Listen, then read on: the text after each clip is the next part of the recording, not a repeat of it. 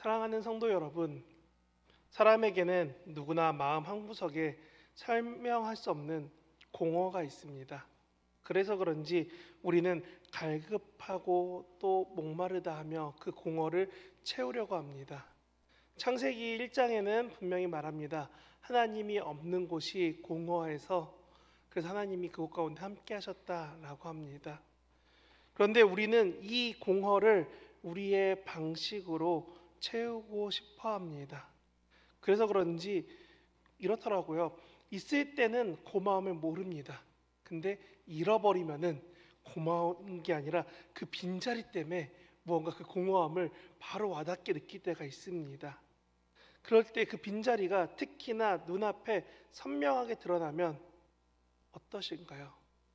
항상 있던 사람이 갑자기 없어졌습니다. 혹은 당연히 있을 줄 알았던 게 사라집니다. 요 며칠 전에 비가 많이 와서 전기가 끊긴 집들도 있었고 물이 모자른 집도 있습니다. 그리고 저 강원도 어딘가는 지금 물 때문에 싸우고 있습니다. 그런 게 당연한 줄 알았는데 그 편리함이 끊어졌을 때 우리는 불편함을 느끼면서 이것에 갈급하다 느낍니다. 혹은 늘 도와주던 사람이 더 이상 도와줄 수 없을 때에 우리는 빈자리를 크게 느끼면서 많이 허전해합니다.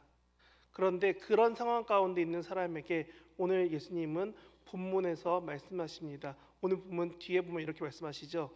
이 물을 마시는 자마다 다시 목마르다라고요. 제가 창세기 1장을 시작될 때 말씀드린 이유가 뭐냐면 하나님 없이 공허함을 채우면 다시 목마를 수밖에 없습니다. 그렇기 때문에 예수님도 말씀하시는 겁니다. 사람의 방식으로 이 물을 마셔서 채우는 자마다 다시 목마르다. 인간이 스스로 길러 올린 이 물이라는 방식으로 채우면은 잠깐은 뭔가 목마름이 해결되는 것 같지만 다시 목마르게 된다는 겁니다. 그래서 갈급함은 단순한 양의 문제, 물을 많이 마시는 문제가 아니라 그것을 해결할 수 있느냐 없느냐는 원천의 문제입니다. 내가 무엇으로 채우는가? 내가 어떤 물을 마시는가? 이것이 바로 내 갈급함을 채우는 방법이 된다는 겁니다. 오늘 본문에 등장하는 사마리아 여인, 저희가 많이 본 사람입니다. 그리고 많이 쉽게 생각합니다. 이 사람의 사연은 참 특별하죠. 남편이 5이나 있었는데 근데 지금 있는 사람도 남편이 아니다라고 예수님이 말씀하십니다. 이 글자만 그대로 보면은 문자대로 해석하면은 이 여인은 제가 전에 설명했던 것처럼 참 대단한 여인입니다. 어떻게 하면 이렇게 남편이 많을까라는 생각이 들기도 합니다. 하지만 한 번 더 상황을 생각해 보면 참 이 여인이 참 불쌍한 삶이 됩니다. 왜냐하면 그 당시 현실은 그러기 너무 어려운 환경이기 때문에 그렇습니다. 당시 여성에게는 이혼을 결정할 권리가 없습니다. 이혼은 어떻게 하냐? 남편이 여자를 버리고 싶을 때 이혼 증서 나 이 사람을 버릴 겁니다 쓰고 이 사람 손에 물려서 제사장에게 보내면 끝입니다. 여자가 이혼을 해달라는 것보다 대부분 남자가 버리는 경우에 이혼이라는 방식을 씁니다. 남편의 마음에 들지가 않으면 버려지는 시대였습니다. 그런데 이 여인은 5번이나 버려지고 나서 지금은 법적인 걸 책임지지 않는 크게 도움받지 못한 상태로 혼자 생활할 수 없기 때문에 동거라는 형태로 있는 6번째 남자 옆에 있습니다. 이렇게 본다면 이 여인은 사회적으로 철저히 소외된 사람이 될 수밖에 없습니다. 그래서 그녀는 사람들의 시선을 피해 정오의 우물에 나왔습니다. 요 근래 9월 때 지금도 그렇지만 더운 이 여름에 나가서 12시에 1시에 나가서 서 있으라고 하면 힘듭니다. 그러면 저희는 언제 하냐면 조금이라도 시원할 때 새벽에 혹은 저녁 때 움직이는 것처럼 당시의 사람들도 물을 기를 때 아침이나 저녁에 기르러 왔습니다. 하지만 이 사마리아 여인은 가장 더운 시간에 홀로 물을 길러 왔습니다. 왜냐하면 그만큼 사람들의 눈길이 무서웠고 사람들이 수근수근수근대는 그 소리가 너무나 괴로웠습니다. 외로움과 수치, 공허, 어쩌면은 이 여인은 사람들 속에서 따돌림 아닌 따돌림으로 힘들어하고 있는 상황입니다. 성도 여러분, 이 여인의 모습이 어떻습니까? 저는 낯설지 않은 것 같습니다. 우리도 비슷한 경험을 종종 선택하게 될 때가 있습니다. 사람들의 시선이 두려워서 회피하고 싶을 때가 불현듯 생각날 수 있습니다. 열심히 노력하고 인정받으려고 하고 여러 관계를 맺으면서 사람의 방식으로 물을 마시듯이 이 공허를 채우려고 했지만 돌아와서 혼자 있는 시간에 느껴지는, 결국 남아있는 것은 더 깊은 갈증, 공허함만 남게 될 때가 있다는 겁니다. 그래서 본문은 말합니다. 사람의 방식으로는 다시 목마르거니와 라고요. 예수님은 일부러 사마리아 땅에 들어가십니다. 저희가 그때 봤던 초전의 영상 나오는 것처럼 대부분의 유대인들은 사마리아를 피해서 일부러 돌아갑니다. 하루 이틀 더 걸리는 길로 일부러 돌아갑니다.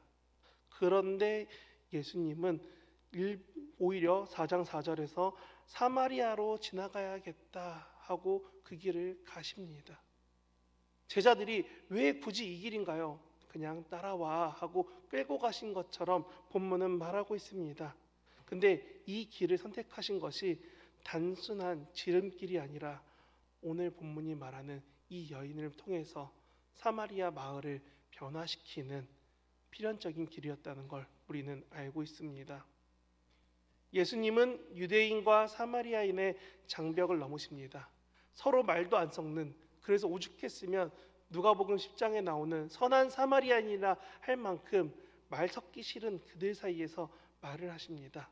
특히나 그냥 말하신 게 아니라 남자와 여자가 대화하지 않던 그 사회에서 예수님이 직접 말을 건네십니다. 뭐라고요? 물 좀 나오라고요. 그러니까 누군가는 얘기합니다. 예수님이 물 달라는 게 뭐가 특이한데?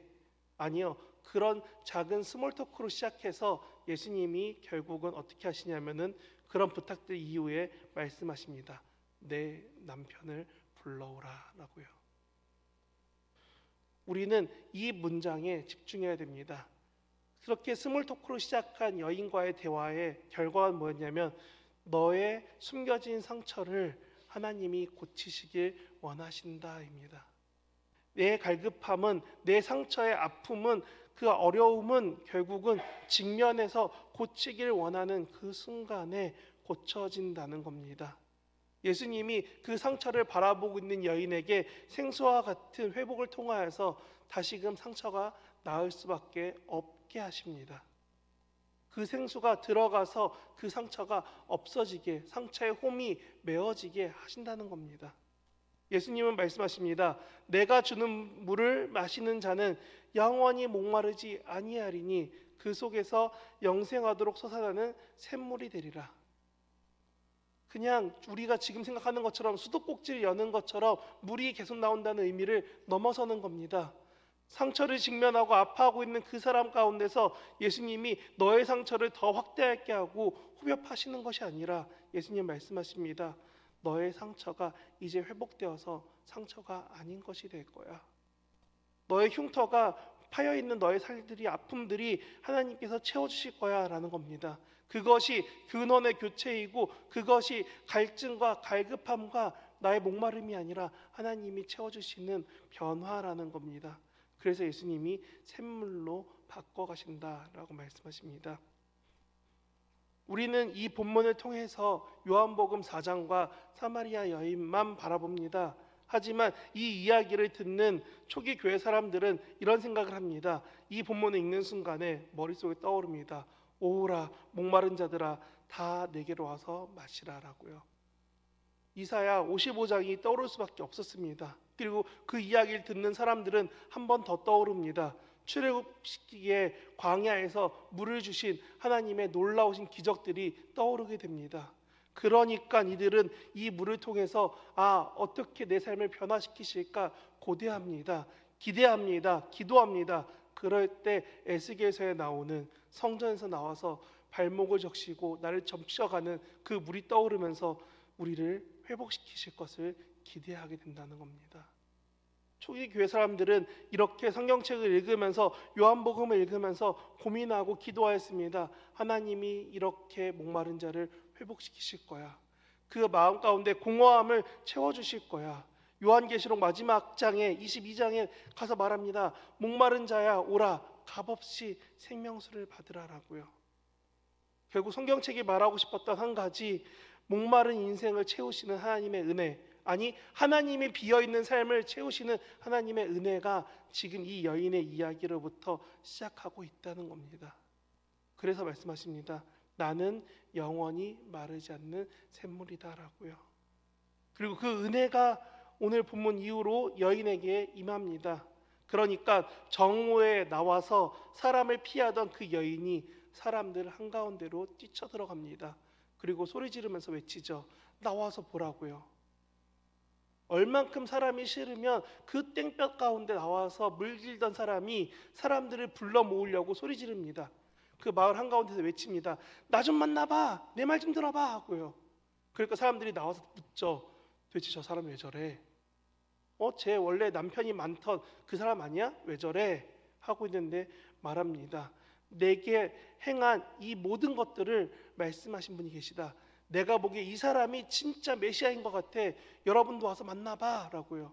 그래서 사람들이 와서 예수님 앞에 나와 당신이 정말 메시아입니까? 묻는 게 요한복음 4장의 이야기입니다. 그런데 이 사건을 잘 보십시오. 여인은 사람들이 놀리고 수군대던 그 수치가 자신의 간증이 됩니다. 뭐라고요? 내 삶의 이야기를 잘 알고 말해준 사람이 있어 라고요. 사람들이 피하던 그 여인이 사람들 한가운데서 예수님을 증언합니다. 이 사람이 정말 메시아라고 말하고 있습니다. 그리고 그녀를 따돌리던 그녀만의 고립이 이제 그녀를 통해서 다 같이 하나가 되는 공동체로 바꿔주십니다. 예수님은 생소가 되어서 그녀 내면에서 한 명을 변화시킨 것이 아니라 그 마음을 다 바꿔버리십니다. 그래서 예수님은 굳이 가지 않는 그 길, 사마리아 길로 가셨습니다.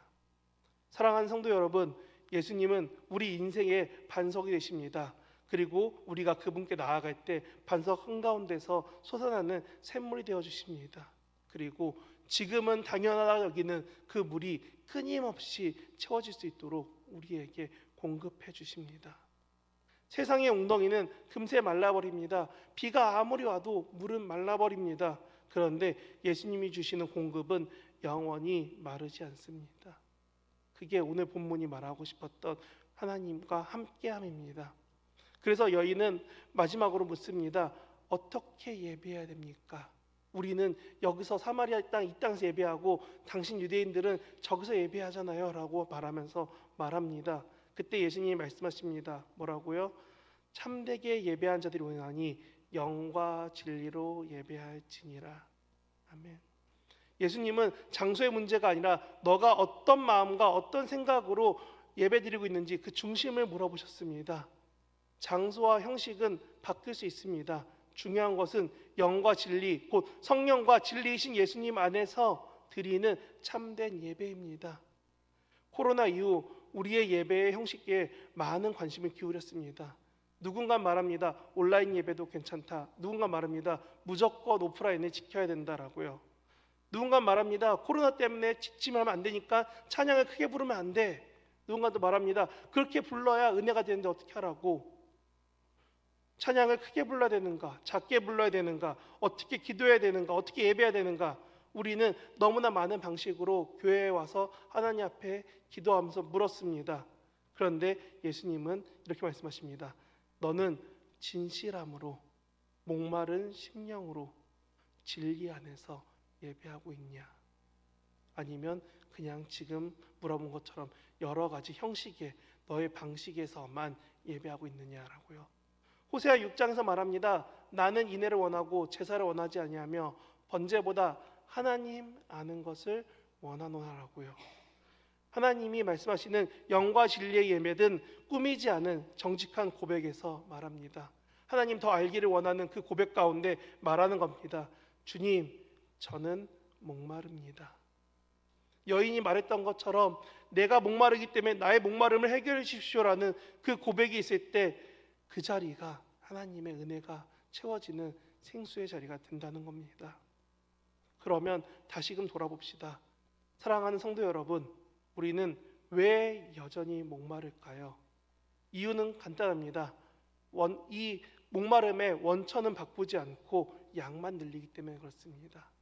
물을 많이 먹으면 목마르지 않겠지라는 그 생각으로 나는 많이 인정받으려고 합니다.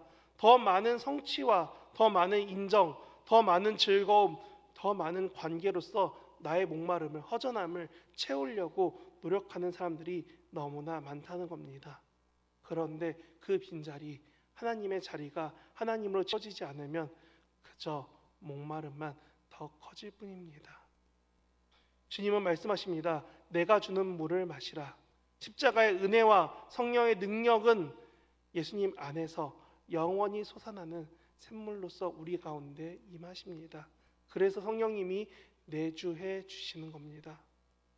내 안에서 영원히 솟아나는 샘물이 되고 나의 삶의 죄의 문제를 깨끗이 씻겨지고 수치와 굴레가 나의 삶에서 끊어지게 되고 관계의 왜곡된 부분들을 고쳐지며 회피가 증언으로, 고립이 공동체로, 그리고 여인이 했던 것처럼 자신의 수치가 간증이 돼서 사람들 앞에서 말하게 됩니다. 예수님 좀 믿어보세요라고요. 그래서 우리는 한 가지를 인정해야 됩니다. 바로 내가 목마르다는 것, 이 한 가지를 인정하십시오. 신앙의 언어로 감추거나 강한 척하지 말고 정직하게 하나님 앞에서 고백해야 됩니다. 주님, 저는 정말 목마릅니다. 이렇게 고백하는 그 직면의 순간에 주님께서 우리 삶에서 샘을 터뜨려 주십니다.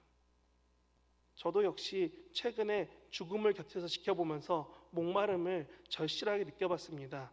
붙잡고 싶지만 붙잡을 수 없었고요. 채워지지 않는 빈자리들, 이때는 이랬을 텐데 라는 생각들이 정말 많아질 때 한편으로 생각합니다. 목회자라서 강해야겠다. 여기서 내가 울면 안 돼. 기도하고 서 있을 수 있어야 돼. 너는 서 있어야 돼, 성재야. 하고 말합니다. 하지만 이 사실은 강함이 아니라 내가 빈자리가 있다는 인정하면서부터 시작된다는 것을 배웠습니다. 그리고 그때 기도하게 됩니다. 주님, 나는 정말 당신의 도움이 필요합니다. 내가 정말 목마릅니다라는 이 고백을 할 때에 비로소 내 안에서 이런 공허나 빈자리, 두려움, 어려움이 아니라 하나님이 어떻게 해주실까라는 기대감이 조금씩 올라오는, 내 안에 마르지 않는 샘물이 터져가는 것들을 경험하게 되었습니다. 주님께서 주신 생수가 제 안을 채우기 시작하는 것을 경험합니다. 그래서 오늘 이 자리에 지금 이 사마리아 여인, 수가성의 여인처럼 혹시 사람들을 피해, 한낮에 우물가 오는 것처럼 사람을 피하고 싶고 나의 빈자리를 감추고 채우고 싶어하는 그런 분이 계시다면, 속은 메말라가는 그런 분이 있으시다면 감히 권합니다. 오늘 단 한마디만 해주십시오. 주님, 저는 목마릅니다. 지금 그 순간에 그 고백을 할 때, 기도를 할 때 하나님은 내 안에서 생명샘을 터뜨려 주실 것입니다. 그래서 말씀드립니다. 목마름을 인정합시다. 내가 붙잡아온 내 물을 채우고 싶은, 내가 마셔온 여러 가지 물들을, 세상의 방법들을 내려놓고 주님께 고백합시다. 그리고 나의 필요인 원천을 교체합시다. 더 많이 채우는 것이 아니라 예수님으로, 하나님으로 더 깊이 채울 수 있도록 기도해야 됩니다. 그리고 형식보다 정직한 마음으로 진실하게 예배합시다. 그리고 나를 바꾸신 하나님의 사랑을 누군가에게 흘려보내기 원합니다. 그래서 우리의 삶에 어떻게 하나님이 행하실지 기대하고 소망하는, 그리고 고백 가운데 하나님이 변화시키시는 저와 여러분 되시길 진심으로 바랍니다.